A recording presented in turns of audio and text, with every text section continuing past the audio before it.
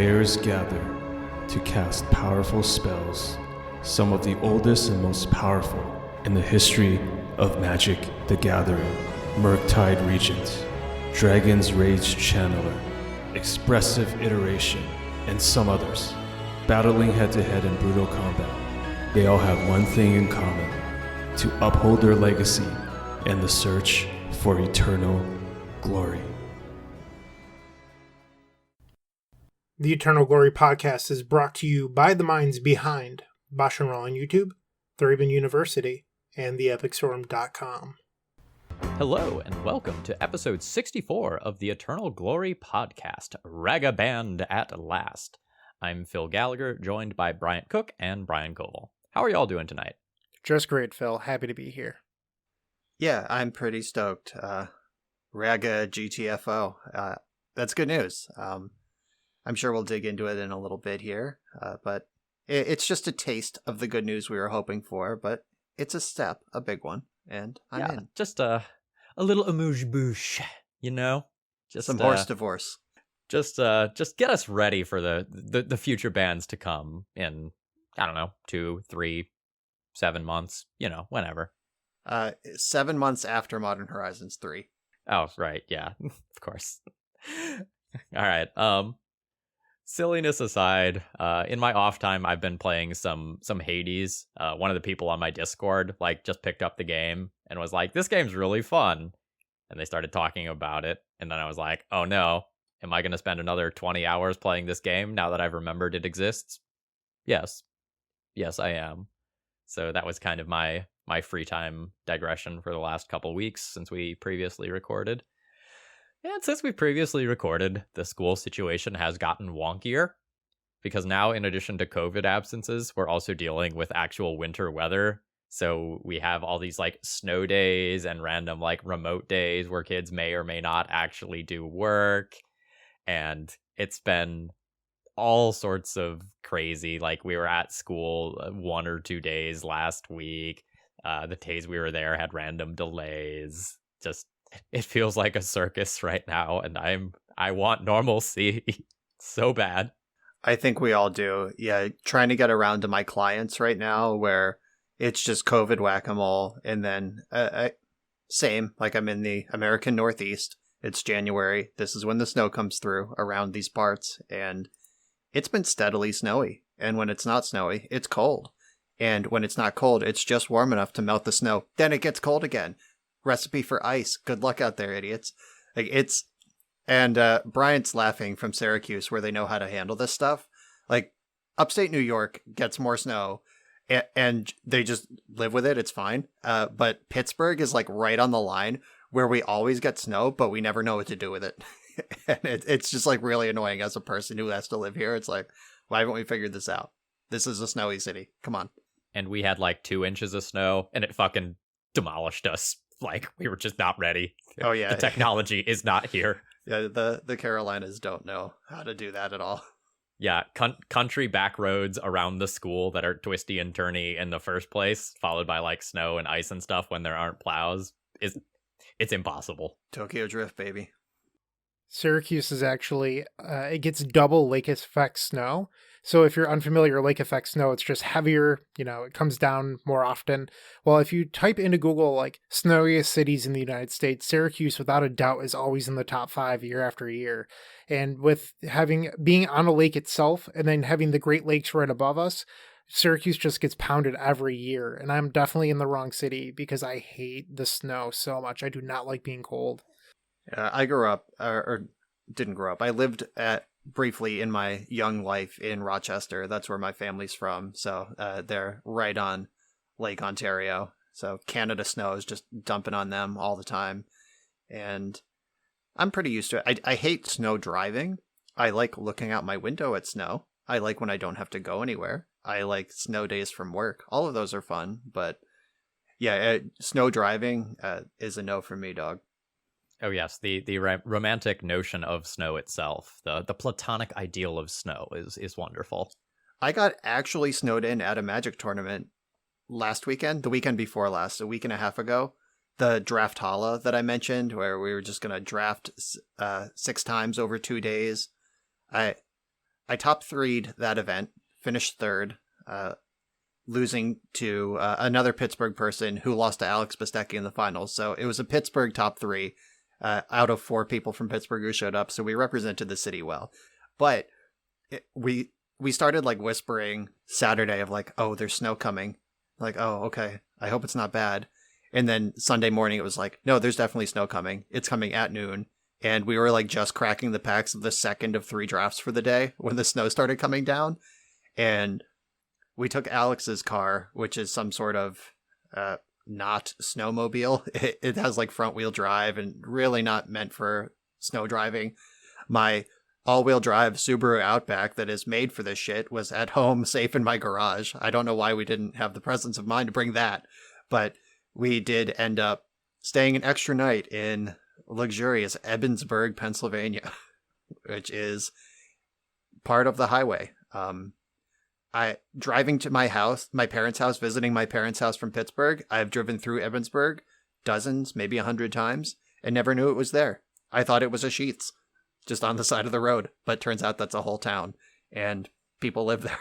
And I got to spend an extra night in their finest quality inn. Hold on, I'm going to be a YouTube commenter for a moment. Should have played around it. Enter. Yeah, I mean, that was basically the text I got from my girlfriend. I was like, hey, it looks like we're going to have to stay another night here because of the snow. And she's like, why didn't you take the Outback? It's like, God damn it. You know everything. You are correct. I am a big dumb man. So, Brian, how are things on your end? Honestly, since the last time we talked, I feel like life hasn't changed, other than the fact that my wife and I have just been binging a lot of television shows that have come back. Cobra Kai, for example, I think we talked about that one last time. But she does not like Ozark, and that came back. So I was watching season 4 on my own, and sure enough, I would catch her just like peeking into the room. I'm like, you're allowed to like come in and watch this, and eventually we just watched season 4 together. But she hasn't seen the first 3 seasons. But by the end of season 4, well, midway point, because it's like a half season, she's definitely like interested now, but has spoilers if she decides to go back. I don't know. God, Ozark is such a good show. My girlfriend and I watched the first episode last night, and I don't remember if she actually watched the first 3 seasons with me, and if she did, it was like sort of a half, like, scrolling Reddit or reading articles or whatever with the TV on in the background while I was fully engrossed in this world. So I spent the first episode of season 4 just explaining who every character is and why they're important and what all the drama is around them, and hopefully that doesn't continue for episode 2.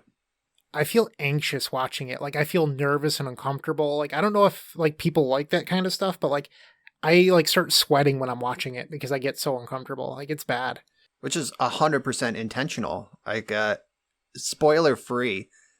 Ozark is about a guy who has to launder money for the Mexican drug cartel because his business partner got caught stealing, and they just iced the business partner in front of him, and they're like, you and your family, or you can make up this $250 million that your partner stole from us. Like, up to you, buddy.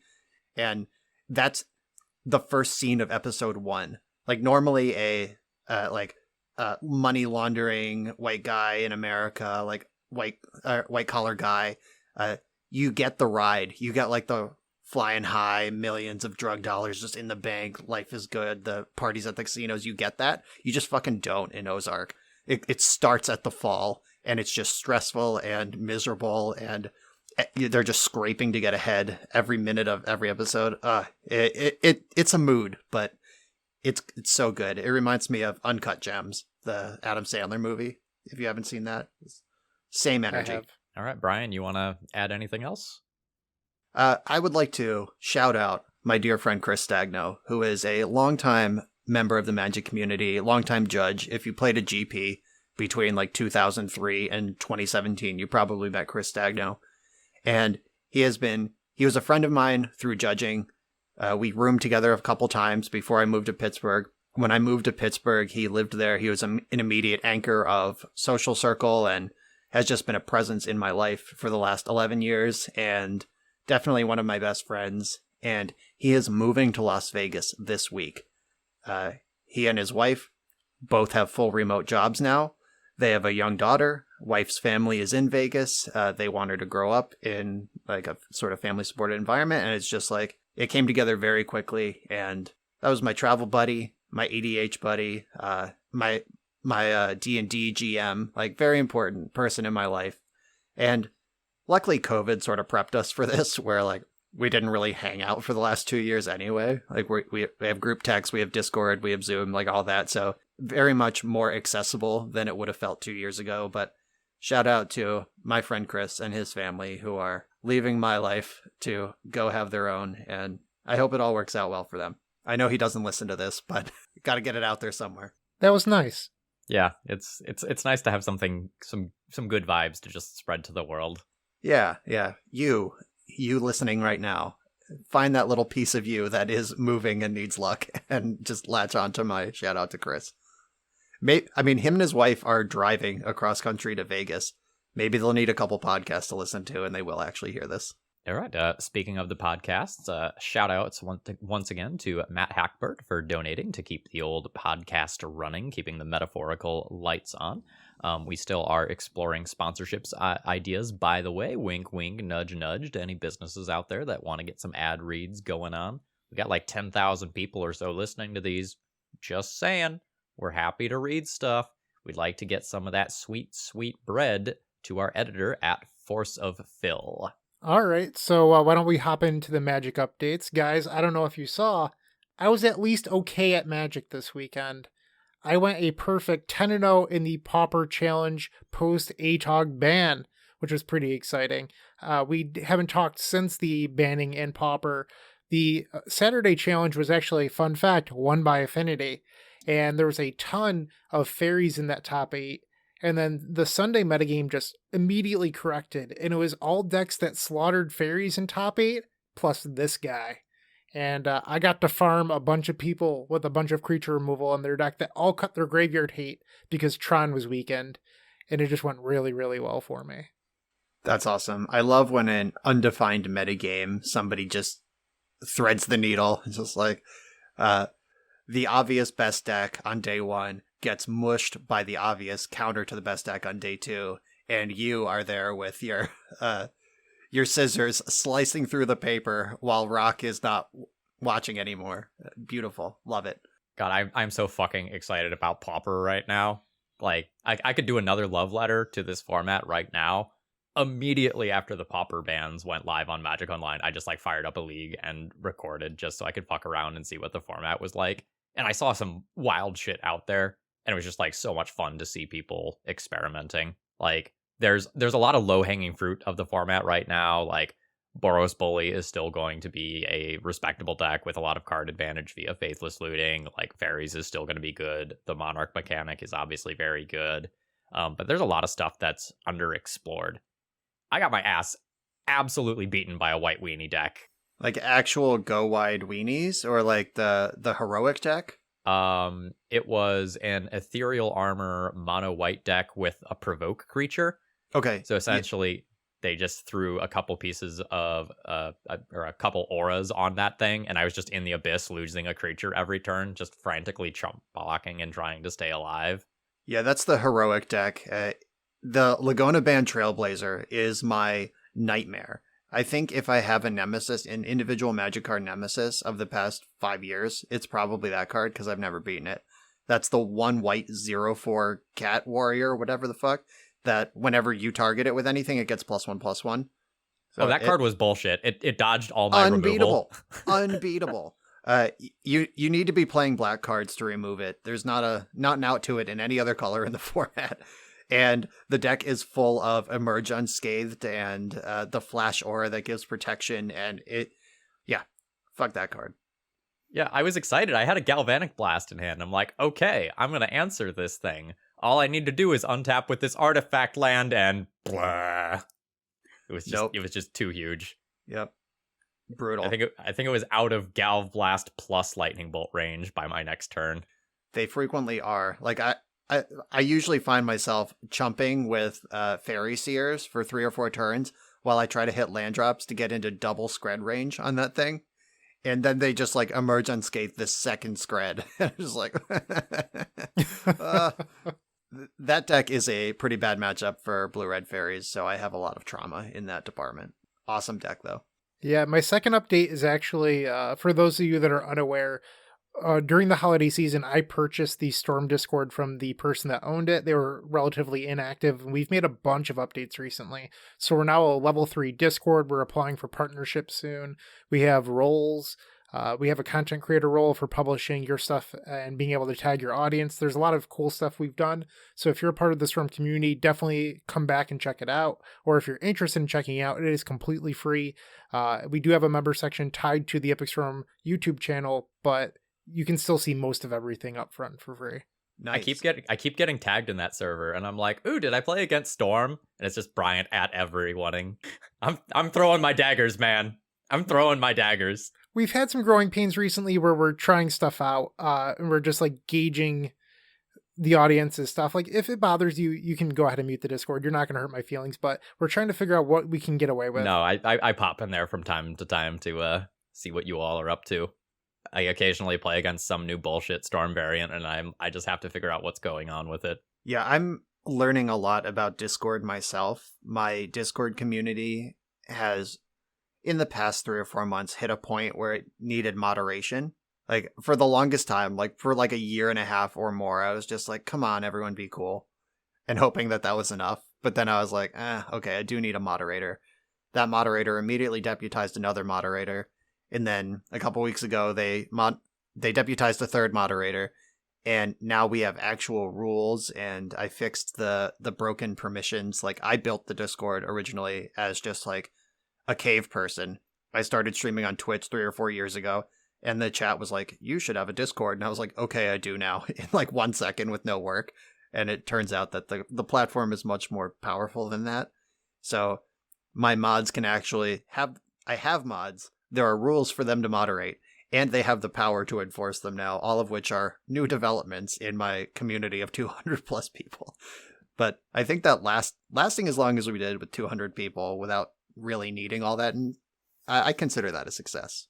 But now we are actually official.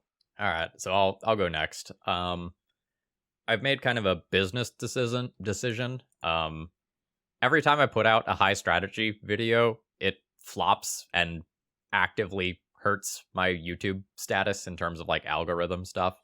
So I've finally kind of cut the cord on it, and all my high strategy content like tutoring videos and stuff like that is just going to be for YouTube members only. That way I can still make it, but it doesn't actively lose me money in order to publish that stuff. So I posted a Pauper ban analysis video. I'm putting up a Red Prison tutoring league. And I started doing some early release stuff, like you two have messed around with in the past. Because I was super hype about this Pauper League that I recorded, because it was post-ban content. And then I didn't have any slots for a week and a half to put it on the channel. So I was like, okay, early release this, watch it now if you want. Otherwise it comes out, the following Wednesday. Yep, that's what I do too. I put up a trophy with Bant, and my Discord is watching that video an hour later, I promise. And then everyone else can have it 2 weeks later or whatever. But I fire off the trophies that go on the fridge. This week is a really weird week on the channel for me because, like, all my absolute fucking nonsense ended up being in the same week. So it's like Rhino Cascade, Vanifair Pod, Mono Black Zombies, Dinosaur Reanimator, Vintage Survival Elves. Just like absolute week of shenanigans on the channel. Nothing competitive in sight, but just absolute lols all week. That's going to be an analytics banger. People are going to love that. Absolutely. Except today's video. We're recording this on Tuesday right after the bans went out.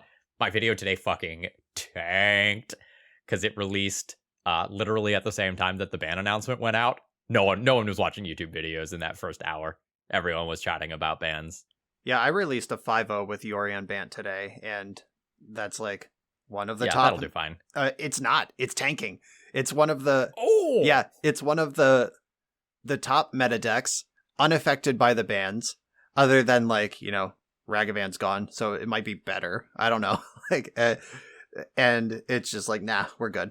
So that's disappointing, but is what it is. The algorithm is a harsh mistress. Oh yeah, this is a 10 out of 10 day in the bad way. Phil, you mentioned Dinosaur Reanimator. Playing lots of Holiday Cube, I grew to love Rotting Regisaur. Like, it was definitely one of my, like, outside of Storm, one of my favorite cards to draft. I'd be like, how can I fit this in? I have a Mana Crypt or a Dark Ritual. Just like jamming turn 1 Dinosaur was one of my favorite things to do. Yeah, Regisaur is in that deck. The cuteness of the deck is Gizhath Sun's Avatar, 7/6 Trample Vigilance Haste. When it deals combat damage to a player, that player, you reveal that many cards from the top of your library and put all the dinosaurs into play. So the idea is you do something like turn 1 Thoughtseize yourself, turn 2 Unmark Graved it into play, attack with it, and shit dinosaurs into play. Shallow Grave? This was a modern one. Oh, okay, got you. Okay. Yeah, I was like, how's it getting... Sorry. Unmarked Grave is the thing that puts it into the graveyard.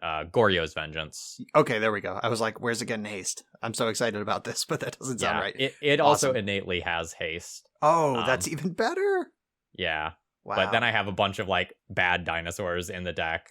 Like I threw the Tarask in there just for the D&D reference, because like it's a 10/10. Why not? There are no bad dinosaurs, just bad dinosaur owners. That's fair. I've been playing some Paper Legacy lately. This past weekend at Titan Game Shop, I made a top 4 with that Jeskai Hullbreacher deck that's been taking the Moto Leads by storm, which I expect will fall off a little because sort of beating up on Ragavan was the whole point of that deck. But it's actually just a really cool deck. And calling it Jeskai seems a little disingenuous. Like, we're back into old Legacy where like it's built like a 2019 or 2018 Legacy deck where you're just Azorius with a red sideboard. And even calling it Azorius, it's like mono blue with Plow and Ending in it. And it just felt so good. I had 6 basic lands in that deck. And I played 12 rounds with the deck between the paper tournament and a league I recorded without realizing that it was show and tell. It's not Miracles, it's show and tell. And I think I could have found some more wins if I had recognized that sooner. Like, you're just buying the space to end step Hullbreacher, untap Days Undoing. Or if your Narset resolves, every deck in the format would fight over that if they could, so you know Days Undoing's going to resolve on the follow-up. Plus you get to dig 9 cards into your deck off the Narset to find the Days Undoing. Like, the deck is just really sweet, but it is show and tell. It is not actually a control deck. And the Buffalo Chicken Legacy Tournament is coming up this weekend, and I'm very excited to be part of that. First post-ban paper tournament on the Earth, maybe. I mean, probably someone's running an F&M, but this is probably going to be the first big one. There's going to be live coverage on Twitch, and that event capped. So did the event at Titan last week. Titan usually gets like 30-ish people for the series they're running called Legacy for Real Estate, where there's always like dual lands or Gaia's Cradle or whatever for first. And the event capped, and then Buffalo Chicken also capped. People are stoked to play Legacy right now, or at least Paper Magic in general. Either way, I'm very excited to be part of all of those and having got in under the cap. All right. Are we ready to kind of jump into the thick of it and talk about this ban announcement? Well, let's do it. Let's go. All right, so let's kind of first start with the what before we kind of get into the reaction. So just in case you haven't heard, Ragavan, Nimble Pilfer, has been banned in Legacy. What? Kind of the spark. Yeah, I know. It's shocking. Fucking no one saw this coming. Just it hit us like a truck. We're gonna have to deal with it. I feel like they should have waited longer. Like, was 7 months long enough time? It's weird considering a card that's been nicknamed Ragabanned since it was printed ended up banned. Fascinating. Yeah, anyway, SparkNote's version, Blue-Red Delver in leagues is north of 56% non-mirror match win rate and has twice as many trophies as the next highest performing archetype in the past couple of weeks. And they kind of noted in particular the tendency for Ragavan to snowball games very early on. What?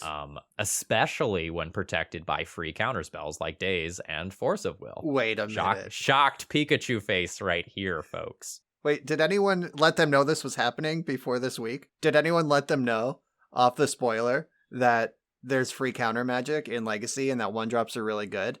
Did anyone let them know about Renin 6 or Deathrite Shaman or any of these other cards that exist that don't exist anymore because they're banned? What happened? It's almost like another banned red creature from the previous year. Talking about Dreadhorde Arcanist. Yeah. There's a Dom Harvey tweet that just says, when you never get tired of typing the same paragraph, and it's just a screenshot of 4 different banned things all talking about cards getting banned from Blue-Red Delver, with Blue-Red Delver having too high of a win percentage. Or rather, Delver having too high of a win percentage, because the exact flavor of Delver varies. depending on what exactly got banned. All those decks played red, though. To be fair, absolutely. Grixis, Blue red Rug, X Delver. it's all the same. Yeah, good shell is good. I got a really good laugh at that I tweet. have a screenshot that I like to share when bans go live. It's when they banned Eye of Ugin and restricted Lodestone Golem. They restricted Lodestone Golem in Vintage. They wrote this whole paragraph that said they banned Eye of Ugin first. The modern ban was the first paragraph, and it was like, the Eldrazi archetype is too powerful, yada, yada, yada. Rather than ban individual creatures, we thought it best to ban the land that enables them all. And then the next paragraph is Vintage. Lodestone Golem is restricted. And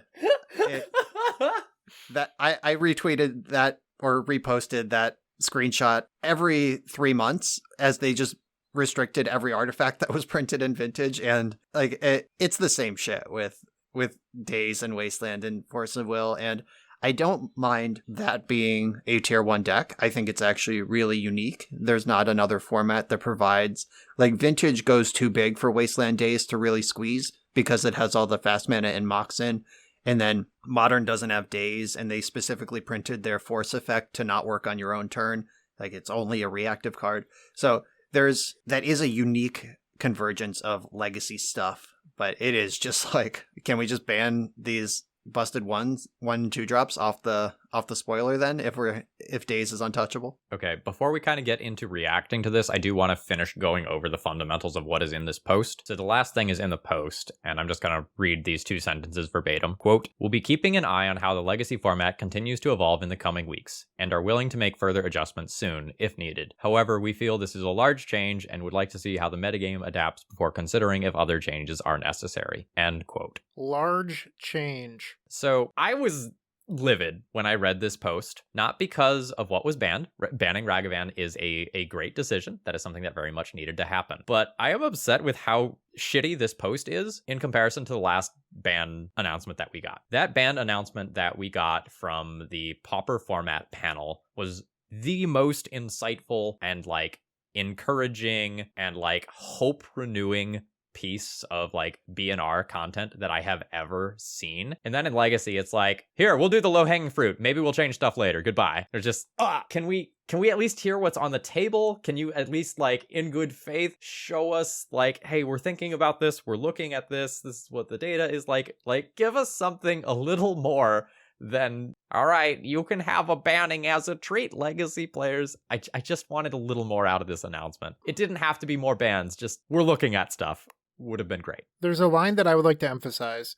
Magic Online league data shows that Blue Red Delver at over a 56% non-mirror match win rate has twice as many trophies as the next archetype over the past few weeks. Alright, so let's digest this a little bit. So 56 non-mirror win percentage, that's pretty high. That's the bar that they've used historically. They used that with Deathrite Shaman, they've used it with other things, cool. But they're using league data instead of challenge data, which none of us have access to. We do have access to the challenge data because of Joe Dyer's team and what they do, which is truly terrific. And it says over the past few weeks, which kind of shocks me because if you look at before Eternal Weekend, they were like, we're going to make a change, expect a change, whatever. And then it didn't happen before Eternal Weekend, and then it waited a few months and we finally got it now. Cool. But over the last few weeks, so does that mean you weren't looking at the data from the previous 5 months of people saying that Ragavan was a problem? If you follow Matthew Vuk on Twitter, shoutouts to Mac, does a lot of great data analysis on his Twitter. He posted a bunch of stuff that showed that Blue Red Delver never finished worse than 4th place in a challenge over the course of 5 months. Plus a bunch of other really good insight into the data that Joe Dyer's team collects. And they just chose not to look at any of this. Instead, they looked at 2 weeks worth of league data when people weren't playing because the format's absolute shit. Come on. Sorry, I'm angry. Like, this announcement is such horseshit. Like, it is so bad.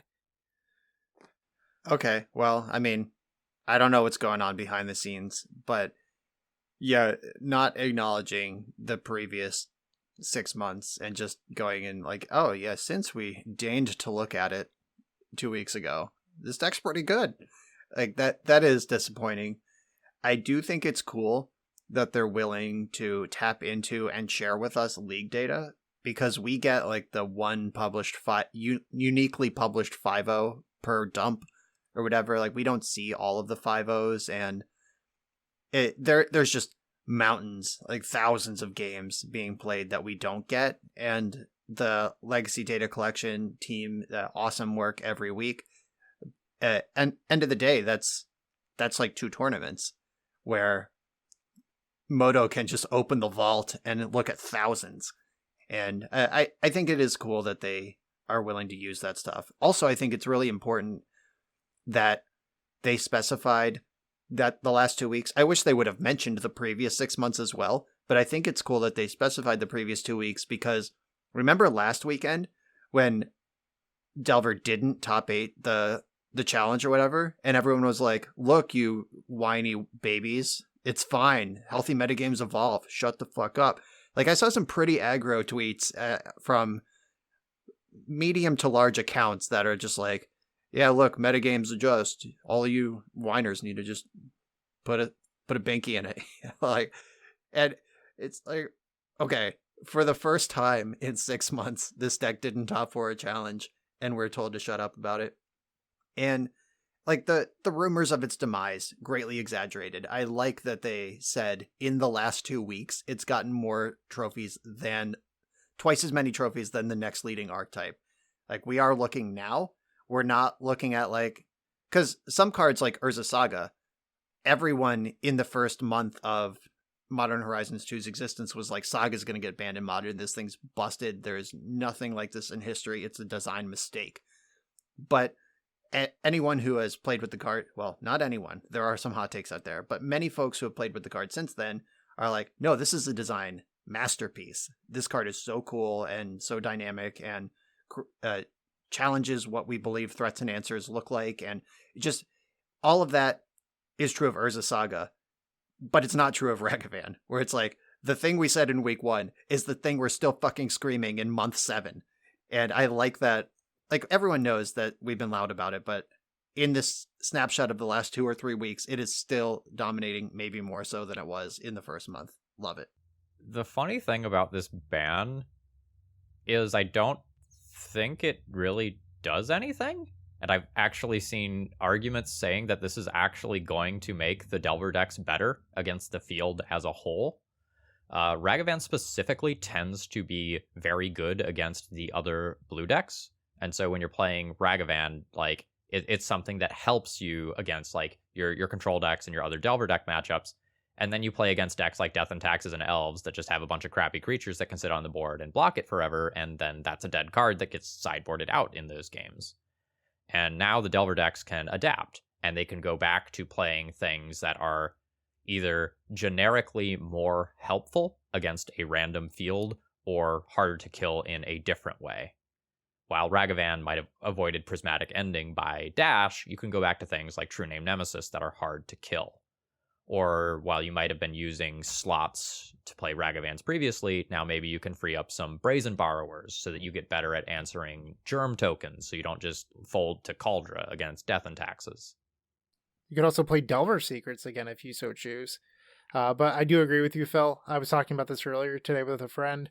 I think that Brazen Borrower is a natural inclusion to come back to the Delver decks. I would expect that they actually close up some holes that the previous Delver builds during the Oko Dreadhorde period were currently filling. If you remember, we talked a lot back then about how Force of Negation, Oko, and Dreadhorde creating card advantage just closed up anything of your opponent doing. The current Delver shells were kind of different in how they operated and did have some of these weaknesses, especially recently, just because people haven't been playing as much Prison, so they didn't need to play things like Brazen Borrower, where now maybe the metagame shifts and that card looks a lot more desirable. Yeah, you also can take out the bullshit in your decks that's specifically for Ragavans. Like, when people are on multiple main deck gut shots, like, you kind of know that things have gotten weird. So the blue-red Delver decks can normalize now and play more generic good cards now that things aren't warping around Ragavan specifically. I love the discourse created right now, like what both of you just said, where, I mean, the argument that Ragavan's good against blue and combo and bad against non-blue, and like now we got to fill those slots and we can be more well-rounded. But it's a conversation. Like Phil was like, maybe True Name Nemesis, and Brian's like, maybe Brazen Borrower. And it's like, I played True Name Nemesis this week and died to Merit Lage. I played Brazen Borrower this week and died to just something else, something that True Name Nemesis would have beat. And the fact that we have to talk about the deck slots, that's healthy Magic. And I do like that. I will say one thing that is often, overlooked is that Expressive Iteration was a card a lot of people had their eye on. They're like, how did they not ban Expressive Iteration? I would have liked to see something else too, if I'm being completely honest. But when I take a step back and look, Expressive Iteration was a problem because the blue-red deck gained a free mana on turn 2 that allowed them to cast Expressive Iteration into a wasteland that then got to destroy your land drop while they got to further their plan with Ragavan. That's not happening anymore. Your opponent plays turn 1 Delver Secrets. If they cast that Expressive Iteration on turn 2, they just cut their gut shots. They're not revealing a gut shot. They have to choose on whether or not if they're going to play Mishra's Bauble in their deck that doesn't flip their Delver. Expressive Iteration now has a real cost to it, which makes it a lot more of a fair Magic card, and it's way less busted. So you're going to see more shoutouts to our editor Phil Blackman style decks, where Phil wasn't casting Expressive Iteration ever until turn 3, and was just like, yeah, my deck has 8 Swords to Plowshares, I'll pick up something then. And that circles back to the conversation that our good friend Brian Coval likes to talk about, where Delver, there's this game where you go, okay, I'm allowed to take 3 hits. And then on the 4th turn, I'm going to tap mana, play around days, play this removal spell. There's interesting Magic to be had where you're not just straight up losing the game on turn 2 to Ragavan if you let it hit. Yeah, there is a huge difference between a Delver backed by a Daze or a Force of Will and a Ragavan backed by a Daze or Force of Will. There's a game on camera. I don't remember what I was playing, but my opponent played turn 1 Ragavan. I used a removal spell on it. It got countered. And then my opponent just Blood Mooned me on turn 2. And it was just like, oh, okay. GG, I lose. That sort of snowballing is not going to happen quite as frequently. Daze is still going to be great, but uncontested, backed up Ragavan by one or multiple pieces of counter magic was beyond warping. And I am glad not to have to deal with that anymore. Yep. While that effect is just less powerful than Dreadhorde Arcanist's effect, it also costs half as much and then has haste later. And there's just, those things balance out. The Magic the Gathering mana system is the backbone of this game and why the game is so great. And a card that is slightly worse than a 2-drop at doing a similar thing, but costs 1, gets that bar. It catches up on mana efficiency, and then just having dash on there for the mid game or for when your opponent's gummed up on sorcery speed removal. Just, yeah, I won't miss Ragavan. See you later. I'm also not going to miss having an unbeatable card in play and then like Ragavan connects and pulls an answer out of my deck to my own cards. And it's just, all right, I'm playing this artifact deck. Everything's great. I can't possibly lose from here. And then like Ragavan hits a Karn randomly and shuts off all my lands. Yeah, sweet fucking Jesus. Like maybe like every time I would get upset about that, I would like have this true like internal monologue of like, am I a casual? Does my brain not work right? Like getting hit by a miracle spell. If you're mad about that, I mean, drawing a card is the most dynamic, potentially game-changing action in every turn of every Magic game. And Miracle just really puts the spotlight on that in a way that can feel tilting. It's like, oh, they had to Miracle the Terminus. It's like, yeah, I could have drawn Supreme Verdict and cast it too. Like a lot of times if I just had a different card in my deck. Like Miracle creates dynamic, exciting gameplay by highlighting a thing that is natural. Yoinking cards from your opponent's deck is unnatural. Like that's not a thing that happens often in Magic, especially at that low mana cost. And all the times Ragavan hit me and like I brainstormed in response and it cleared a dead land from my brainstorm and I'm like, thanks Ragavan. Balanced out by the times it hit me and just took my Teferi or my Narset and just like fucking blanked my control deck. I don't know how reasonable it was to be as upset as I was about those hits where it's like, I played one Teferi and you just took it. Like I needed that. All of those things. I don't know. Maybe that feel bad is just in the human psyche, or maybe it is an actual game design problem, or maybe the human psyche is a giant factor in game design, and they overlap.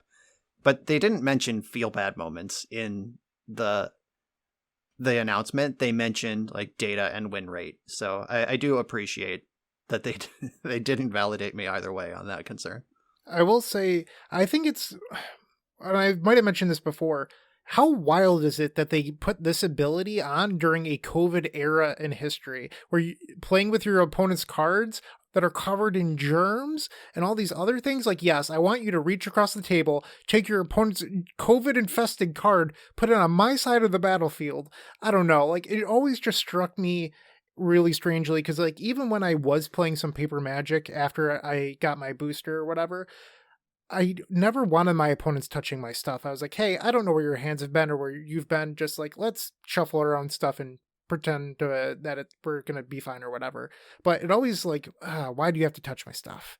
And it always seemed really weird to me that they waited until the middle of a pandemic to create this ability. Well, I think that's totally coincidental timing. Yeah, for sure. Like that stuff's years ahead in the pipeline. Yeah, people who don't even work at Wizards and whose like NDAs have worn off at this point are speaking freely about MH2 design. Like that thing was in the pipeline for a long time. So I don't know. It is funny that happened. They also released Godzilla Death Corona, like as the world was shutting down from the coronavirus. I'm sure they didn't plan that either. Yeah. Good times. I would like to point out, and Phil, I'm not trying to target you here or make fun of you here, but a lot of people wanted Murktide Regent banned. And I think one of these cascading effects, like I mentioned with Expressive Iteration, is without Ragavan, you now get to selectively pick and choose where your removal goes. So things like Murktide Regent, they're going to have a bigger target on their head because you don't have to kill a Delver or whatever replaces Ragavan. You can, take a few hits, see what they do, make an educated decision on what's going to be more important in that game. You get to, be more selective, I guess is what I'm trying to say here. And I think Murktide Regent and some of the hate surrounding it is going to die down a little bit. Do you have any thoughts on that? I do agree with Ragavan in the deck. Like sometimes Murktide Regent literally came down on turn 2 because of that extra Lotus Petal worth of mana that you got, and that was beyond bullshit, especially considering all the other lines of text on that card. That sort of thing is going to happen a little bit less frequently. I still think Murktide Regent is probably going to be a problem card. Like, Delver's not going to stop putting instants and sorceries in its graveyard. Like, Delver is definitely not going to take that card out of the deck. It's just so powerful. Large, evasive creatures that can pitch to Force of Will and can make themselves bigger. Like, that's still a recipe for something that is very, very, very good. We may see a little more tension in deck building as some of the Delver decks might become a little more reliant on Dragon Rage Channeler than previously, but that card's still going to be very good. I like the pivot that, if we think back to various Rug Delver builds over time, there were builds that Delver was the only thing that could attack if Rest in Peace was in play. Like, there were Grand Prix top 4 lists that the threat base was like Delver, Hooting Mandrills, Tarmogoyf, Wrenn and 6, and just all of those things just hit the graveyard, and those don't function anymore. Ragavan just did a completely sideways different thing, generating the card. Like, even Dreadhorde Arcanist got bricked by a Teferi or a Rest in Peace in a way that was interesting. But Ragavan just in business for itself, contrary to what every other creature in the deck's trying to do. And now Rest in Peace is back. It bricks Dragon's Rage Channeler. You're never casting Murktide Regent. Like, they're going to have to pitch their Murktide to counter your Rest in Peace because it's not getting any better from there. Like, I do like that angle now, that there's an exploitable angle if these blue-red decks lean too hard into the graveyard. And this comes back to the whole True Name Nemesis thing again, right? Like, now that the deck is more reliant on Dragon Rage Channeler and Murktide Regent, you want to have something in your deck that is just going to, like, attack in the air or otherwise, like, is able to get through on a different axis. And to use another example, I've seen Court of Cunning popping up in the sideboards of a lot of these blue-red Delver decks right now. And just, like, having your opponent bring in a pile of removal and then going, like, haha, mill you for 10 every turn, you're dead in 4 turns, good luck. that's a real win condition too. Yeah, I know Rich Callie was on 1 Narset, 1 Court in his sideboard. So it's like, and like Narset is powerful, immediately replaces itself, and you need to remove it or your deck doesn't function a lot of the time. Court of Cunning, even if you remove it immediately, there's still the Monarch. So there's like a 2-prong thing. You have to connect somehow while they're drawing extra cards. And if you can remove the permanent, you probably have to do that too. Most decks can't race like a mill for 10 each turn. Like sometimes you get to like put your Uro in the graveyard and have a chance, but even escaping Uro immediately against the deck with 4 Pyroblasts and 2 Submerges that's drawing 2 cards a turn, good luck. I believe it was Matt Vuk, to mention him again, shout out to Matt, said that he played a list or 5-0'd with a list with 3 Court of Cunning in the board because it solves the Death and Taxes matchup by decking them even when they're a Yorion deck, and that card advantage is huge. And then it's also really good against all of these Narset decks or Hull Breacher decks that Brian's been playing recently at creating the card advantage to come back. I think one of the things that the Ragavan's fine, you're all a bunch of whining babies people forgot about was that the Delver deck can adapt to beat whatever it wants. If it didn't think about you for a week and then you tricked it and beat them, congrats. You found your opening. You landed that punch to the jaw, but you better expect the Delver's going to come back the following week with the answer to you. And I think those people forgot that. Like, the Delver deck is so versatile, and they only have to dedicate a couple sideboard slots to you in order to beat you, because they have that Cantrip Cartel. They have the Brainstorm, the Ponder, Expressive Iteration, Mishra's Bauble. They'll go deep into their deck to find whatever that key piece is to lock you out. Yeah, just thought experiment here before we go any further. In the average match, how many cards did Blue-Red Delver see? 30? More? Probably more, because I forgot to mention Dragon Rage Channeler, which helps them find. Like, it's an iteration sees 3 cards, even though it produces 2. Like, you see so many cards.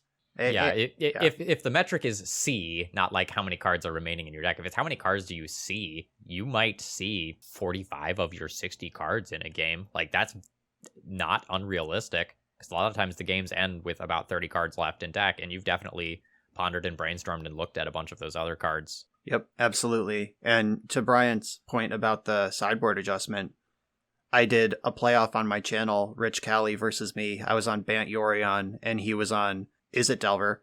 And in our pre-video chat, he was like, yeah, this is one of the tougher matchups. Like, I'm going to have to work for my wins here. When we actually played them out, he smeared me. It was, I managed to just barely take one of the 5 matches off him. He 4-1'd me. The wins were decisive. The losses were close. And the difference between the memory of, yeah, this is a tough matchup, and the reality of how he played is he just had 2 Submerges in his sideboard, which he probably didn't have 3 weeks earlier when Bant Yorion was beating up the Delver players. It's just like, oh, okay, we need... Like, Pyroblast isn't that good against them. We can shave one of the Pyroblasts, one of the Gut Shots, put 2 Submerges in. All right, we're good. And you just can't. It's that easy. Keeping Delver down for a week versus keeping Delver down is a completely different calculation. All right. Are we ready to talk about some of the other implications of this ban, or do we have anything else we want to specifically say about Blue-Red Delver? I'm good to move on. Yeah, I'd like to shout out to the mono red painter players who have lost their reasonable toy of Ragavan, or the show and tell players who lost their sideboard juke. They're all in the arms of the angels now. Yeah, I can't find the exact comment, but someone prior to the ban announcement coming out was like, "Man, I really want Urza Saga to go." And my response was basically like, no, please no. I'm having so much fun playing Painter right now. Like, let me keep this. Don't let Painter lose another toy just because other things were abusing it. Yeah, poor Painter. Nobody... Every time, ban, it's just like, oh, I just want to use this Sensei's Divining Top with Goblin Welder. No, you don't get that. I'll just use this Astrolabe with Goblin Welder. No, sir. No, ma'am. Yep. I can use Ragavan. It creates artifacts in my mana-hungry artifact deck. Sorry. If Urza Saga ever goes, the Painter players on the Earth should just march on Renton. Urza Saga ended up being like one of my favorite cards to come from that set. Like, it's very powerful, like borderline too good for some formats. But like, man, it does really cool things in Legacy. I don't Like, think there's a format it's in that it's too powerful. Like I agree. it's printed into Modern, I where think it's things beautiful. have calmed down in Modern Yeah, enough where like the card's fine there. yeah. People have adjusted. They figured out what Dress Down does, and like whatever. And it's just God. That card is so sweet. I will die on the hill of Urza Saga is appropriate for every format that it's legal. I saw people this week talking about how it should be restricted in Vintage, and I was just like, what? Like, I understand that the Blue Tinker deck is really good right now, but at least it's a deck that wins. If we go back a year ago when the Just Guy Xerox deck was the best deck, that deck never won the game. And so many, like, I played a lot of challenges during that time period. There was just, like, so many people that timed out. I like people that win the game. I like Urza Saga. Yeah. And also, like, Urza Saga has done this weird thing where artifact decks have been kept in check a little bit more by the existence of cards like Meltdown as common sideboard options. Like, it used to be that if you were playing Meltdown, you were doing it to fucking dunk on someone at your local shop that pissed you off. Like, that's what Meltdown did. And now it's just like, oh yeah, Meltdown. Like, that card's sold out at Card Hoarder or GoatBots or whatever. Like, it's really good right now. You should have a playset. Like, you want to have access to that card. And I think that's really cool, except when I'm playing the artifact deck, and then, it's bullshit. And I go, wah, for good YouTube engagement. Wow, that is the sound. All right, so, like, this Ragavan ban has happened. Blue-Red Delver doesn't, change much. It adjusts for 4 main deck slots, probably, and a couple of sideboard cards, and it'll move on.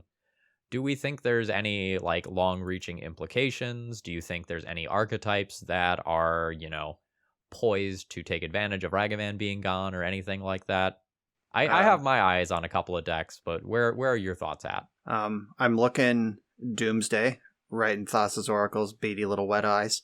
That Izzet Delver was the natural predator to Doomsday, and I think a lot of folks are going to fully embrace Uro nonsense now that Ragavan's out, because, like we said, Ragavan really helped in those blue matchups and the combo matchups. So people are going to be on blue and combo more than they were previously.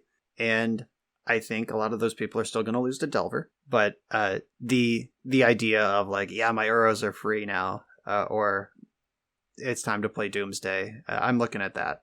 If it's okay, I'd like to dissect the Delver versus Doomsday matchup a little bit. I've actually played it quite a bit, and I have some thoughts, if that's okay. So, Ragavan was always an issue because of the natural, hey, I'm going to exile the top card of your deck, and that made it really awkward, because if you're a deck that's trying to make the top five cards of your deck win the game, it's obviously a little bit awkward depending how you build it.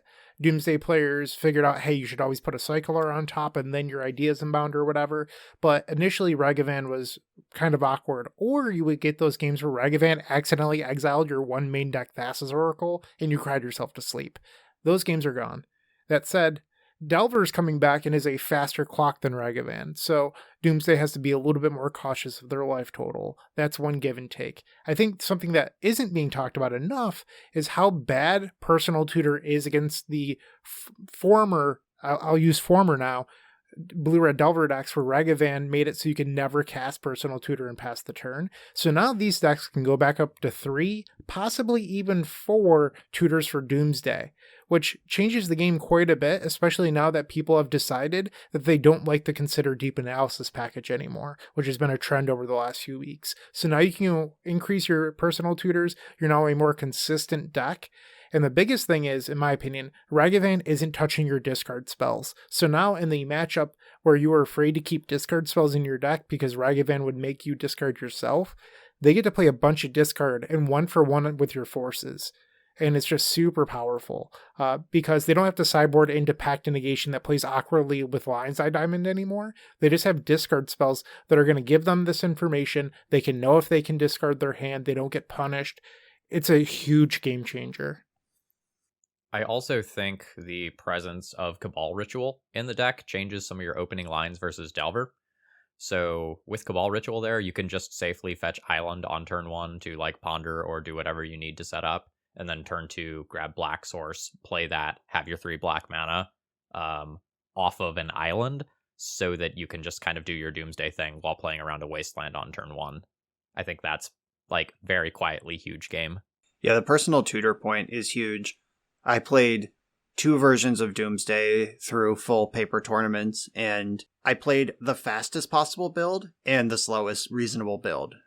Like one was experimentally fast. I had 3 personal tutors when like people were starting to feel that like maybe we should play one of this card, and I had 3 in my list. Well, Max's list, not mine, that I played, and that felt insane.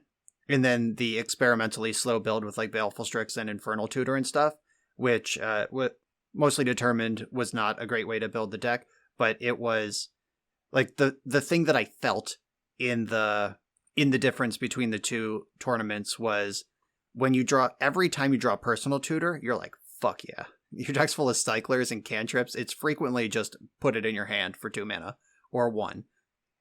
Anytime you draw Infernal Tutor after turn 2, you're like, ugh, this card sucks. I think you mean Profane Tutor. Oh, yeah. Not Infernal Tutor. Yeah. You cannot play Infernal Tutor in Doomsday. I don't recommend it unless you want a second Doomsday in your hand. Yeah, Profane Tutor is what I'm talking about, the suspend one. Yeah, Profane Tutor, like drawing that on turn 3 or like that, like turn 4, like I need some action here. Brainstorm, hit Personal Tutor. All right, we're in business. Turn 4, Brainstorm, looking for action, find Profane Tutor, like, we're still not in business.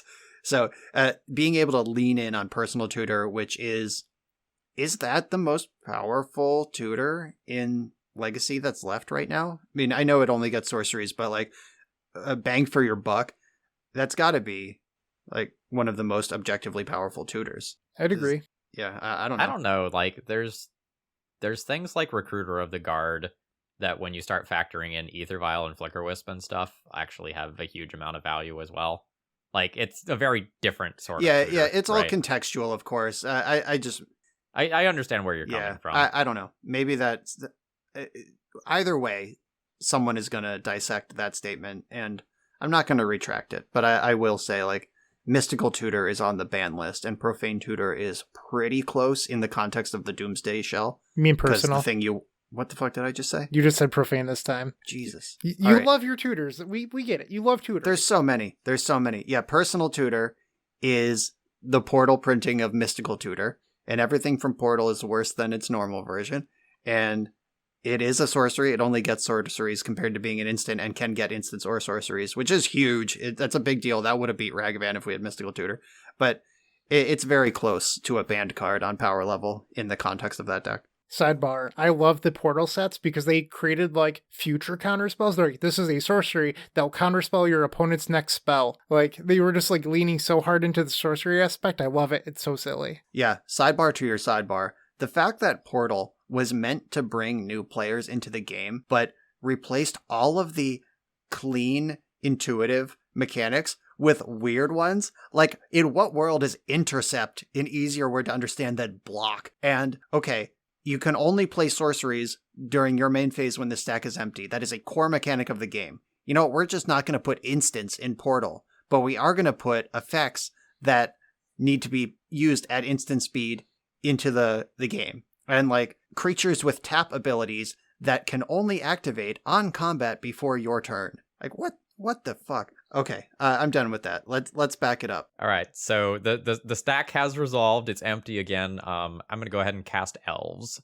All right, so Elves is a deck that I think has been a sleeper pick in Legacy for a while. There's a couple of Elves pilots who have done very, very well, kind of despite the dominance of Blue-Red Delver and a couple other decks over the past 5 months or so. And I think now that a lot of these like gut shot type cards are going to be temporarily leaving the format, that deck is going to be even better positioned than it was a little while ago. Like, let's not forget that Allosaurus Shepherd is absolutely just like a batshit insane card that they effectively get to play 8 or more copies of due to Green Sun. That deck is sweet, and I would not be surprised if that deck just randomly spikes a few tournaments here and there. The only things I would argue to that statement are that I don't think it's a sleeper deck. I think it's wide awake, and I think everyone who plays Legacy knows it. And I don't think it will randomly spike tournaments. I think it will earnedly and brutally spike tournaments. Okay, maybe I didn't lay it on thick enough there. Yeah, Elves is fucking good, folks. Elves is really fucking good. That deck put up like 6 or 7 top 8s across the 3 Eternal Weekend tournaments while winning one of them outright. Like, this is not a sleeper. This is a banger. And I think the fact that the reason we don't see more of it, at least IRL, is probably the price of cradles. I don't know, like, that's a pretty significant barrier to entry. But that sort of starts to put a toe into the IRL versus online meta discussion, which we've, I think, sniffed out is mostly a fake thing anyway. But I think that not overlapping with anything, the Elves cards don't go anywhere else, is part of the problem, and the deck is pretty complicated to learn. It kind of has like Doomsday Syndrome or like old Ad Nauseam Tendril Syndrome, where this is clearly the best thing to do, but it's really hard and I don't want to. I think Elves is hard to play optimally, whatever that means. But the thing is, with Elves, you often have 20 lines that you can take, and 17 of those lines will probably get you there just because the deck is doing so many different powerful things. Sometimes your margins are small, and then other times they're like, okay, I glimpsed, I drew a cradle, GG. Oops, I didn't kill you next turn. I'll kill you, or I didn't kill you this turn. I'll have to kill you next turn because I miscounted something. That deck does silly things. And Allosaurus Shepherd makes it just so easy to close the game. Yeah, like the mono speed 1-drop Elves that plays like actual Llanowar Elves, the full Boda, Heritage Druids, Quirion Ranger, all that stuff. That deck, once you goldfish the fundamental lines a few times, just watch a few episodes of TV, goldfish through the deck, you'll be able to pilot it. The Hello Newton, Oops All Cradles, am I a Maverick deck? Am I a Rock deck? I have 2 Endurance main. I can crop rotation for Bajuka Bog or Wasteland. Just these like surgical tools for every situation.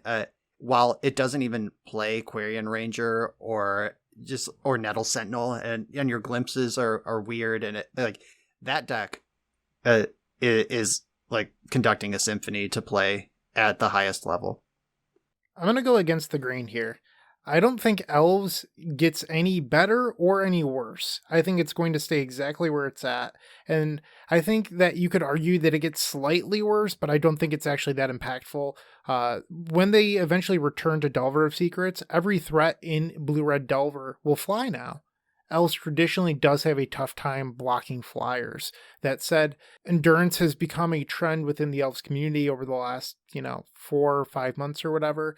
But for the most part, they were getting some free wins due to Ragavan being clogged up on the ground like Phil alluded to earlier. Now they're going to lose a couple games here or there that they wouldn't have lost previously due to not being able to block Delver. And I think just assuming that Elves will improve isn't necessarily true. Just because something changed for them that isn't positive and nothing else really changed. I think that this was actually like a not very impactful ban cycle, if I'm being honest. Like, it almost feels like Legacy isn't going to change at all, except now it seems like blue decks got slightly worse. Or non-blue decks got slightly worse. I think until black is a playable color in Legacy again, if you're an Elves pilot, like, go harvest your tickets. The getting's good until Plague Engineer and friends start coming back. Like, you're good. Also, if I'm wrong, feel free to tell me. You're not going to hurt my feelings. No, I think you're totally right. I agree with Phil that Elves is going to be good, but that's because it's already good. And I think the point of Endurance being in the Elf deck now, like usually 1 in the main and then 2 or 3 more in the sideboard, is a pretty common spread, I think. I've played so much Elves in my life, and Delver is functionally True Name Nemesis in Game 1 in the old world, where I can't touch this thing, I can't block this thing, it's going to crunch me for 3 till I'm dead. Like, turn 1 Delver on the play was the thing that was literally like, am I going to win this match or not, was turn 1 Delver. And like, I could deal with anything else. But Endurance being in the deck and Green Sun Zenith being able to get it, just putting that thick booty in front of a flyer, that could be all you need. Blank the first Delver, blank the Dragon's Rage Channeler, and then you should be able to win by the time Murktide shows up. I think that just Endurance's presence in the deck will line up in a way that is really fundamentally different than year ago Elves versus Delver was. Yeah, we haven't written a love letter to Endurance in a long time, but like way back in our original spoiler episode, we were super, super hype on that card. And like its functionality in Elves of simultaneously being this graveyard hate card that's main deckable while also walling Delvers and other similar threats is not to be overstated. Like, that has been a huge printing for that deck, as well as a handful of other green mid-rangey decks. And, like the control decks. There is a deck that I think gets worse. It played Ragavan. It also had Urza Saga. Jeskai Ragavan, whatever you would like to call it, because there's a million stupid names for this archetype. But Ragavan providing free artifacts for the Urza Saga is gone. So I think we're going to see less of these blue Urza Saga piles, but more non-blue Urza Saga piles. I could be wrong about this. Maybe that deck becomes really good now. Maybe you mean fair blue Saga piles. 8 cast is still going strong, which is my favorite blue Saga pile. Yeah, I'm more talking the Delver styled. Yeah. Saga I think decks. that deck is kind of stains now. Okay, I guess we all agree on that one. Yeah, like I see cool like 5.0 Twitter screenshots all the time of like I tried this out and it's like an Esper Sentinel based aggro tempo deck, but Ragaband's always hanging out, or it's like Jeskai Stoneforge is back. Like I 5.0'd with Jeskai Stoneblade, and it's like, yeah, you got Ragavan in there. Like how many of those are gonna continue being presentable without Ragavan's help? And I think the answer is pretty low. And just Ragavan giving a fair blue deck something to do with a colorless mana on turn 2 was a pretty big deal. Like dashing in your Rag, or like turn 1 Ponder, turn 2 Urza Saga dash Ragavan is just so juicy. Or plow the blocker on turn 1 and dash turn 2. I think like all the play patterns of that deck get completely borked. I've considered writing an article on this topic, but I think a lot of times when you're trying to do something cute or fringe or brew, a lot of times there's like a powerful broken card that can be the glue that holds together your deck in the games where you don't do the thing that your deck is designed to do. And I think Ragavan was that glue for a lot of legacy brews, or maybe we won't even go so far as brews as like builds. And there's so many decks that Ragavan held together because that mana made the deck work, or the artifact made that deck work, getting them to Metalcraft sometimes, or the 3 mana on turn 2 that they needed a lot of times. And some of those decks, like the Jeskai Ragavan deck, whatever you want to call it, I've given up on naming legacy decks in a lot of cases. They're mush right now. Some of those decks kind of fall apart with Ragavan missing. Yeah, Uro is also a glue card like that, where you can get away with a lot of bad cards in your deck as long as you have 3 Uros and you can get to blue, green reliably. I've cheated a lot of people out of their prize tickets with just fucking 56 cards in Uro. Yeah, it just becomes so much more appealing to play a blue Urza Saga deck in a lot of cases when Ragavan is no longer giving you that mana so that you can activate the Saga on turn 2 anymore. I will say one thing I found pretty funny with the Twitter discourse after the announcement was people going like, well, the non-blue decks still get Saga. Why? Like, one thing that I find really funny about that is, why do you feel that something else needs to be knocked down because you had a card removed from an archetype that you might play? I don't think there's anything wrong with the Saga decks. And also, like, non-blue could probably use the help. If you look at the overall health of Legacy, how much of it's blue? I don't know. I found that to be pretty humorous and thought I'd share. I am stifling my laughter right now because Brian's trying to finish talking, and I'm just thinking of the like intellectual dishonesty to yourself that's required to be like a Delver player and be like, well, non-blue still has Saga. Wasteland didn't get fucking banned. What the hell? Shut up. Like, I don't know. Like, Wasteland is in the format. It's just like, this is the classic like Patrick Sullivan thing of like when True Name Nemesis, when everyone was complaining about True Name Nemesis. I know I've quoted this before on the cast, but if you're new, here's a story. True Name Nemesis, when it showed up in Commander, everyone was like, this card is outrageous. It should not exist. This is not a Magic card. This is nothing that we've ever seen before. It should not exist. Ban it. And Patrick Sullivan was like, what if True Name Nemesis was in Tempest and Wasteland was in a Commander set in 2015? Like, what would the world do? How would you react to a card like Wasteland appearing for the first time in the format? But we just accept that Wasteland is part of the terms of engagement. It's preposterous. That card is completely busted. And like that still cleanly answers Urza Saga. And plus Urza Saga, we talked about Meltdown already. We talked about Dress Down. I'm not here. I'm not having it. There's a significant deck building cost to maximizing Urza Saga, and there are many clean answers if you choose to play them.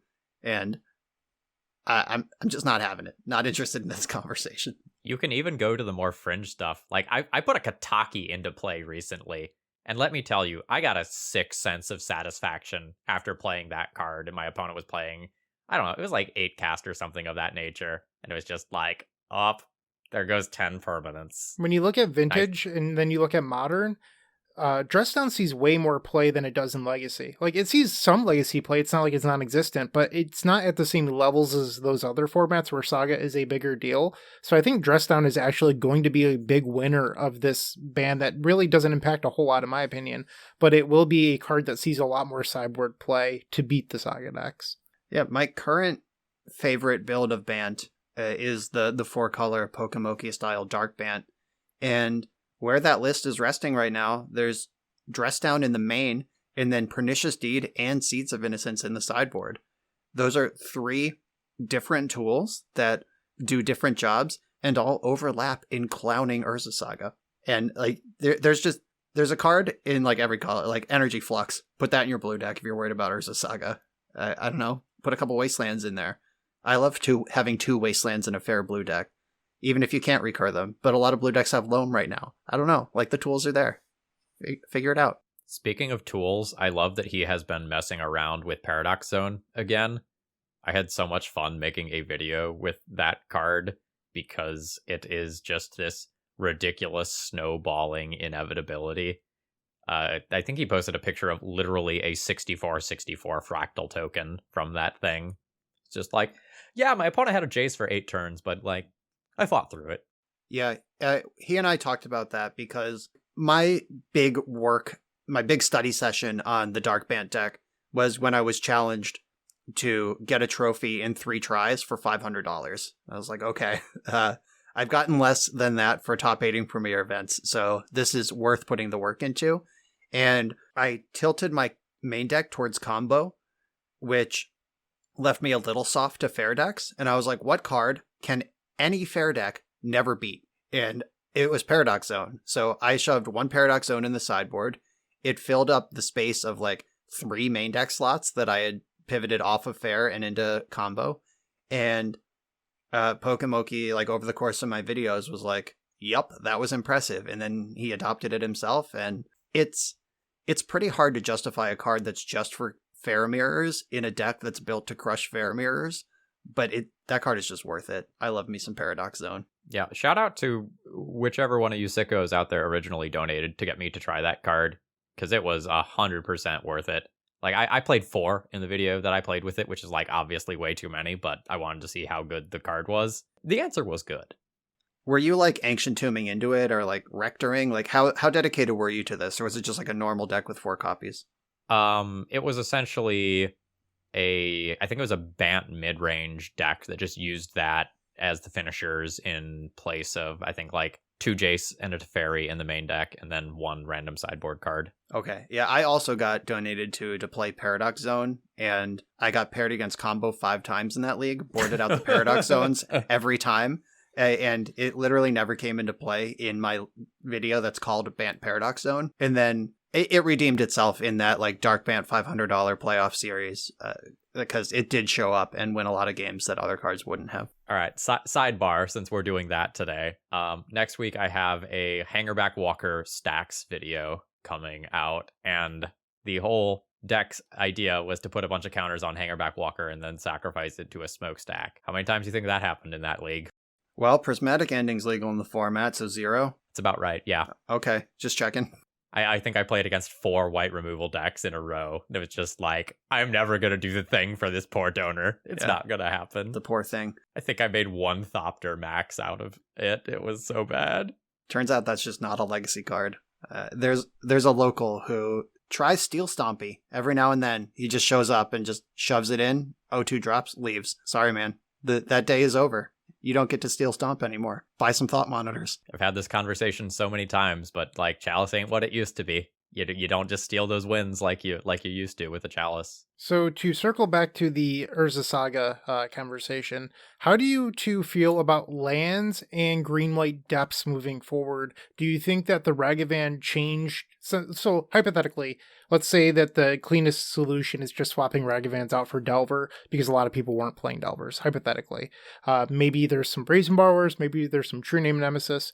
How do you feel like the lands and green-white depths matchups? Do they change at all? Do they get better? Do they get worse? I'm actually not sure. It depends on what tool you put in that spot, which circles back to our conversation from the beginning of this, where if you put True Name Nemesis in your deck, lands can't remove that card. That could crunch through their slow grind of Urza Saga and get over the finish line where you need it to. But Brazen Borrower answers Merit Lage. So figuring out what tool you need and in what quantity, maybe it's 1-1 of those two cards, and maybe Wasteland is the tool to keep Merit Lage off your back, so you should focus on beating Urza Saga. And I don't know, and that's what's exciting about this. There are questions still to be answered. I think there's some interesting ideas out there right now. I played against someone yesterday who was playing a mulch and treasure hunt build of lands featuring Urza Saga. And their whole stick was that they were trying to just draw as many lands as possible, poop them into play via exploration, and go wide with multiple Field of the Deads very quickly. And if Field of the Dead didn't work, Urza Saga would work. And I was pretty impressed by that from the other side of the battlefield. I don't know bold. How. Big fan. It was bold.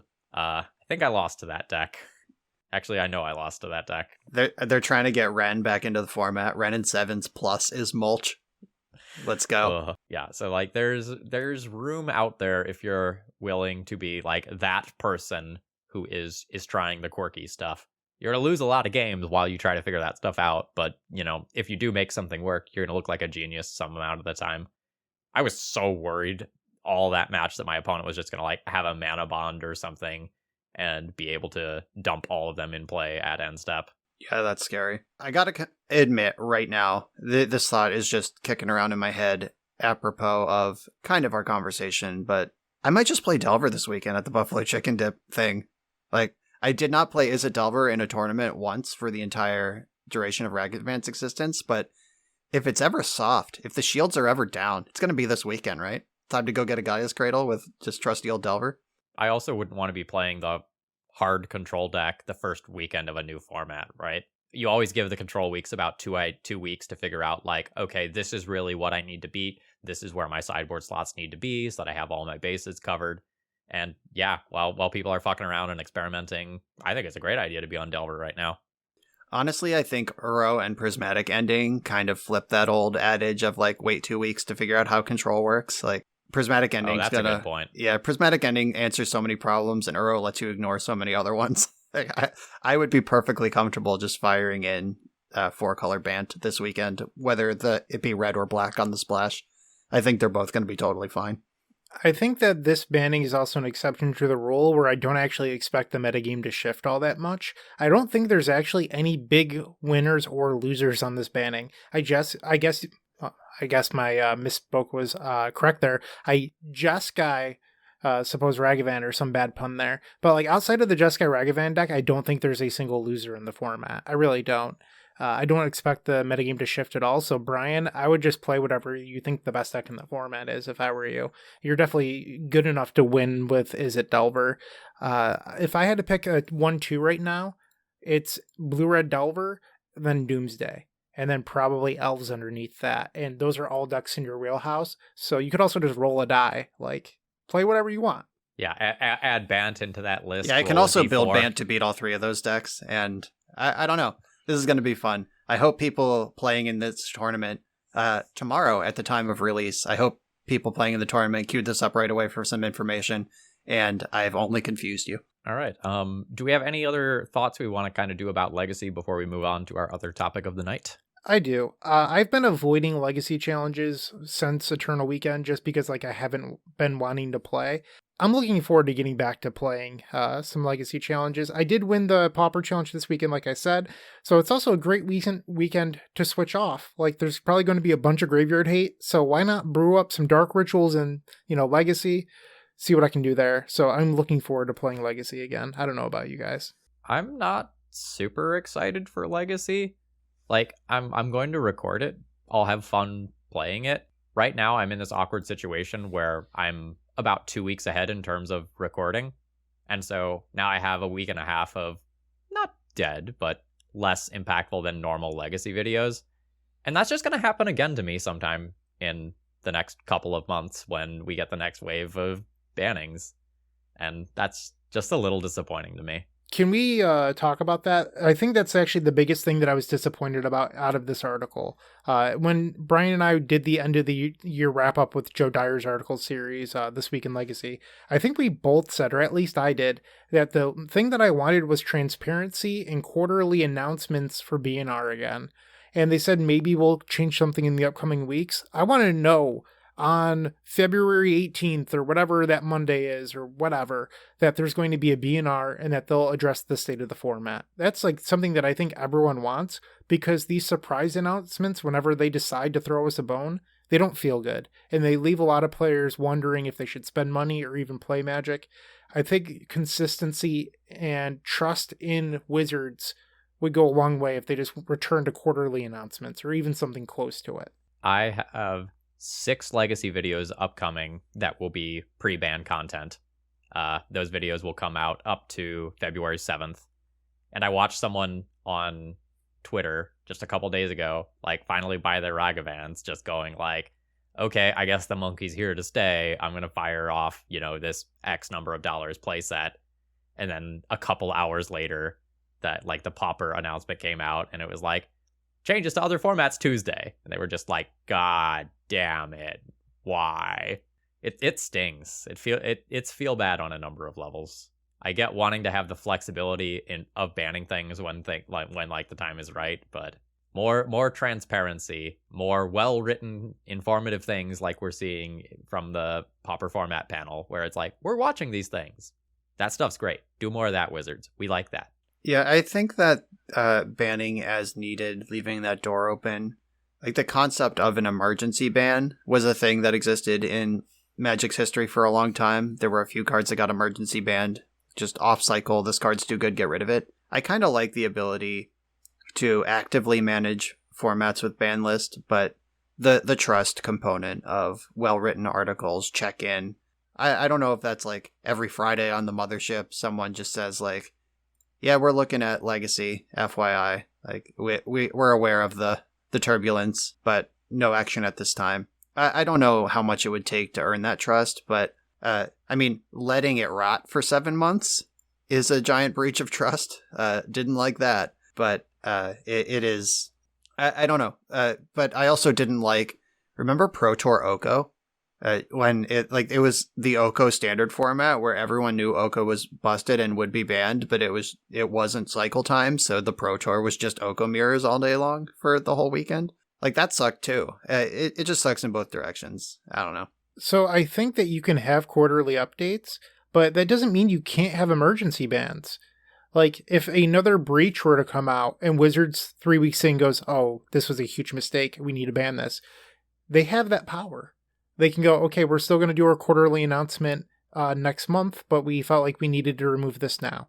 That's completely But that undermines the point of the quarterly announcement, which is, like we were just saying, like, I bought my Ragavans. I know they're safe until September 26th or whatever. JK emergency ban. Like, I don't know. Like, that, the point of, if we don't get an update at all for 6 months, having the quarterly accountability where they have to say, like, we've looked at Legacy and this is what we think, that's nice to keep that accountability. But you don't get it both ways on the quarterly ban. I know my cards are safe for 3 months versus go ahead and use an emergency ban if you need to. That part of the equation doesn't work. Okay. I like bans that keep people invested with the format and happy with the format. There's been a lot of sadness, apathy, discontent with Legacy, losing a lot of players, kind of from the Oko timeline onward, due to either fire design, just kind of the format becoming stale, people moving on, COVID happening, whatever. Like, I want people to be excited about Legacy, and I want our challenges to fire because people are happy to be playing Legacy, not because Wizards is like, okay, yeah, we'll half the number of people required for you to fire it. I did find that to be kind of funny because, like, now after they fixed it, it probably would hit 64 players consistently.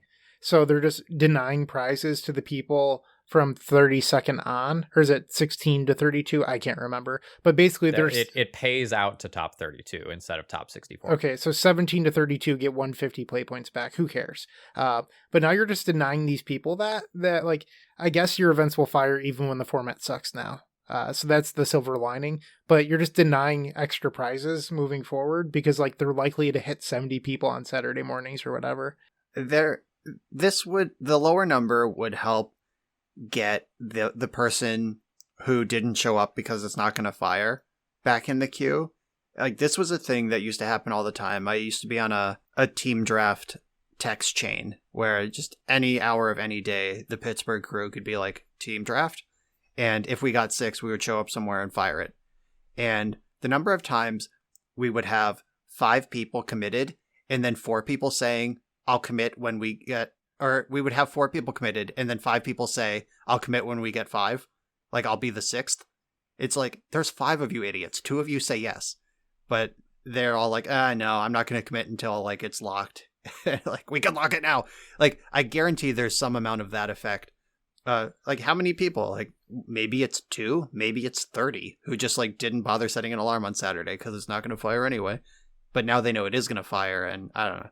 We're going to collect all of them. I do think one thing that would be really nice, because as many of you know, Magic Online is being recoded right now or redeveloped by an external gaming company. If they just did something that every player wants, which is scaling prizes. Like, it's a super easy thing to code, but for some reason, whoever's cousin they pay to code Magic Online, just, like, they don't do it. They're like, it either has to be 32 or 64 and nothing in between, when in reality, it's one line of code that can make that scale. It's super simple. I'm pretty sure the person coding MTGO is Richard Garfield's aunt who drew Stasis. Like, those are her 2 contributions to Magic. All right. Shall we move on to the next topic, or do we have more Richard Garfield facts first? I've actually heard a story that the person that did Stasis hates the art and won't sign them. So if you can find a signed Stasis, they're super rare because she's like, yeah, it's trash. I don't like it. Wow. That's at least what they say in the art community. And I've always been like, wow, it must suck to hate something you did that much that you won't sign them. I have one more Richard Garfield thing that I'm not sure if I should say, but I'm going to. And I'll allow it. Yeah. I heard this, so you all have to. I saw a tweet about a month and a half, where someone was like, wow, Richard Garfield put his whole Garfussy into making Magic the Gathering, didn't he? And I probably think about that and laugh at least once a day. So now that's in your brain. Enjoy that. All right. So remember that part where I said I allowed that? We're just gonna have Phil edit that out, and no. JK. Okay. Phil, use your judgment. Either edit that or don't, or make a rap about it. Wink, wink. Up to you. Oh my god. All right. Podcast is canceled. No sponsors will ever take us again. I mean, if they didn't cancel us after Tasha's heinous anus, we're fine. Oh god damn it. Okay, that was the thing that happened. So there was an announcement today. I don't know if the 2 of you saw it. Star City Games is dropping strategy content. Pete Hoffling, however you say his last name, announced, and honestly, probably overshared a little bit in that announcement. I don't know if the 2 of you read it, but gave some of the personal details between the Cedric leaving Star City. And I was like, that's weird that he would just share this and then keep writer names protected and authors protected, but then say all this stuff about Cedric. It came across very odd to me. Maybe I don't understand their company philosophy, but I thought it was strange. I read that part as Cedric leaving was like, I was already on the fence, and losing the powerhouse that is Cedric put it over the line. Like, I didn't read it as, since Cedric pulled the rug out from under us. I read it as like, since this wonderful person moved on and I can't do it without him. That's how I read that. Okay. Yeah, that article felt very personal to me. That was very much a like, hey, this is happening. You know, I'm gonna level with you. Here's everything, or almost everything, rather. you don't want to lay out an article that's like, these people effectively lost their jobs today. Those people can talk about it on their respective social medias. With the COVID situation and the removal of the MPL and just all of these reasons that competitive Magic is not driving business over the last 2 years, Star City does have a deep stable of well-paid writers. I have written for them freelance, and they do pay well. I'm surprised that they're able to justify the cost of their content all the time, because they do hook it up. And Pete Hofling said that people just aren't reading competitive content right now. There's no road to the Pro Tour. There's no incentive to click on these articles and buy the cards because you don't need decks. It's COVID world. There's nothing to play. And for that reason, they significantly reduced their strategic content. There will still be strategy content, but it won't be their bread and butter anymore. They're going to lean into other sort of casual or I imagine entertainment content. It wasn't particularly clear, but I wouldn't be surprised if we get like an SCG version of MTG Remy, or someone just doing skits or funny Magic videos that are not particularly content related at all. But yeah, he said that strategic content is not going to be the focus, and a lot of their writers are not going to continue on with them after February. Circling back to something I said at the beginning of this episode, right? Every time that I publish high level strategy content, like tutoring leagues, or every time Brian did something like Wizards School, or what was the other one you did? Deep Analysis. Or Deep Analysis. Those are the videos that flopped on our channels. The high level strategy content does not have as generic of appeal as other Magic related content does. I think from a business perspective, this is a wonderful decision. I, as an individual, am very sad to see this content goes. I had SCG Premium for years and years and years, mostly because I lived in Roanoke and they handed it out like candy there. But I read so many articles on Star City. I know a lot of those writers either personally or kind of secondhand. I'm sad to see those people not writing anymore, and I hope that many of them go on to find other things where they can still do what they're doing. But from a business perspective, I don't think there's a shadow of a doubt that that's a good business decision for the company. I agree 100%. And I think from Pete's perspective, you have to do it. But also, if you look at card prices over COVID, I wouldn't be shocked if standard staples just didn't move, because who's playing paper standard, especially in an era of arena? But if you track card prices, Commander's pretty much the only thing that drove the card market throughout COVID. So if you focused on the casual aspect of Magic, which is probably where the real money is, if we're being honest, that's where you're going to do well. It's Commander content, because that's what Magic Twitter, I'd say over 50% of Magic Twitter is just Commander people talking.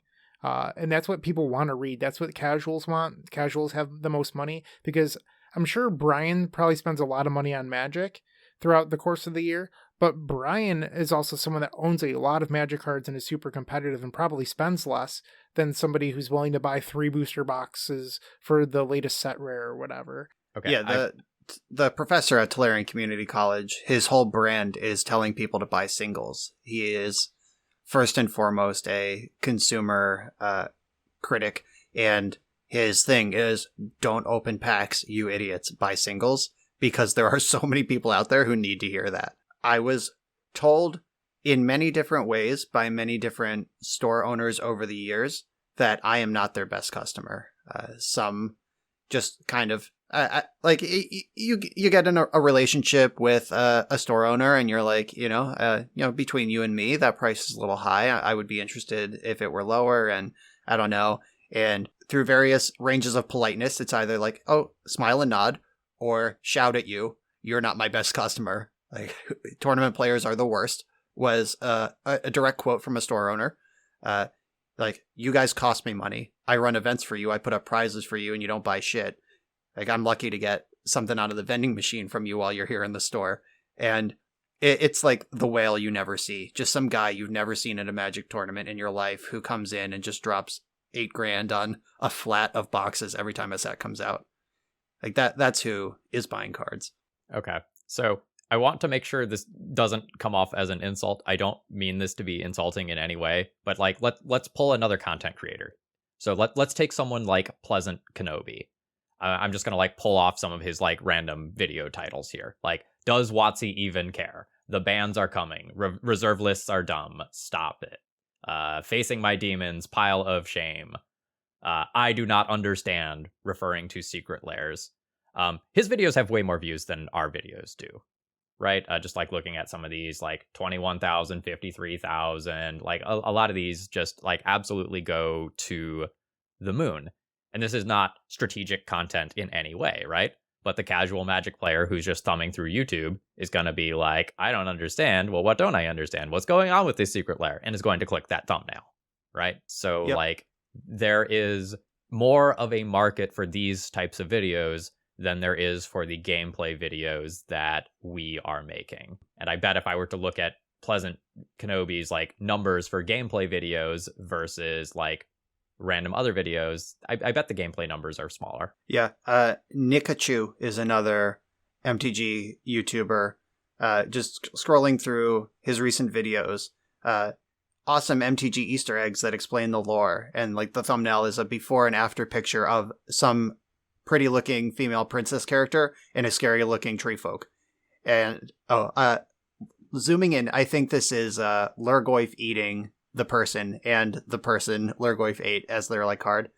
And the next one is like dumbest MTG thieves, and the thumbnail is like Nick's face like making like oh my god face, and like a picture of a beta Black Lotus and some grainy camera footage from a game store. Like these are the things that are exciting to click on if you don't really care about the gameplay but you like the history or like the community. Woman dates nerdy MTG champion and regrets it, with a picture of Shadow Mage Infiltrator with the word nerd written across the front from that time 10 years ago. How many views does that one have? 86,000. God. Right. Yep. Yeah. And like if you weren't playing Magic back then, some person like had a blind date with John Finkel, and then she turned out to write for like BuzzFeed or whatever, or like some pseudo journalism site, and just wrote an article about like, LOL, I went on a date with a guy, turns out he's the biggest nerd on the planet, like a celebrity among nerds, LOL. And this was like a thing that went viral for a while. I think my favorite thing about that was that one of her closing remarks was I went on a date with Johnny fucking Magic. I'm like, at least she learned his name. Like, yes, you refer to him as Johnny fucking Magic. And we don't need to relitigate this whole thing, but I'm pretty sure she just like played the nerds. Like it was just like a giant troll thing that generated tons of clicks. Like I shared the article on Facebook or whatever our platform was back then. Like everyone I know did. But yeah, like this sort of content, if you hadn't heard that story before, you're probably like, oh, sweet. And I mean, those things exist. As far as Star City, though, I can definitely say that without Star City's strategic content, Brian Coval, the Magic player, and BoshNRoll, the brand, would not be things that you know about. Like whoever you are out there, if you've ever thumbed past my YouTube or listened to this podcast or follow me on Twitter, you would not know my name, and the BoshNRoll brand would not exist without Star City strategic content propping me up in my high school and college days where I was really cutting my teeth trying to get better. Nothing has compared in history to the consistency and legacy of the things that they have put out over time. And it is a big loss, though. I get it for all the reasons we just discussed. Oh yeah, like I think we can all tell our like sentimental stories of like how important like the SCG Sunday Legacy Opens were, and like we enjoyed like watching those or playing in those. And not just SCG, like Channel Fireball strategic content as well. Like I was definitely inspired by reading some of those things those people were doing. Like a lot of Jerry Thompson and Sam Black articles in particular, like stand out to me as things that were just like very useful for my development as a strategic Magic player. Yeah, I remember Geordie Tate, kind of a smaller name in the history of Magic, but he was a really solid writer for a while. And when he quit writing, he did this massive middle finger in the air sign off. His last article was basically like, it was by a cis-het white man calling out cis-het white men in the Magic community. And I was like 22 or whatever when that article came out, and very much not aware of my privilege and stuff. And I can honestly say that article changed my life, which is not something that I could say about a lot of Magic articles or Magic adjacent articles, and a lot of places probably wouldn't have published that.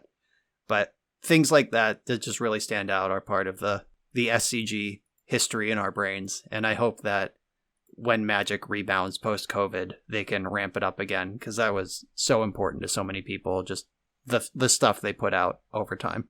I mean, honestly, that really kind of feels like an end note there, folks. Do we have anything else we kind of want to say on the topic, or just kind of let it ride there? I think that was a good ending. Yeah, we can end it. We're out. All that Richard got, fussy so slick. Got the magic walk, planes don't slip. All that Richard got, fussy so slick. Got the magic walk, planes don't slip. Just do it. Do it. Do it. Do it. Do it. Do it now, man a flood. Richard got fussy, this game so good. Pipe it down, it's so good. Richard got fussy as Magic intended. My deck, the stack. Richard got fussy back like Hogak. It protect, it attack. Richard got fussy back like Hogak. My deck, the stack. Richard got fussy back like Hogak. It protect, it attack. Richard got fussy back like Hogak. Playing this game like Garfield intended. Cast the stasis, make a stay in suspension. Can't get a signature that are too absurd. Call me Johnny fucking Magic, king of the nerds. This guy fussy got no time for monkeys. Banned after 7 months, super unlucky. No one could have seen that it would be a problem. Making mana drawing cards, free spells to stop them. They wrote the same paragraph citing the reason that we gave them before Eternal Weekend. My deck, the stack. Richard got fussy back like Hogak. It protect, it attack. Richard got fussy back like Hogak. My deck, the stack. Richard got fussy back like Hogak. It protect, it attack. Richard got fussy back like Hogak.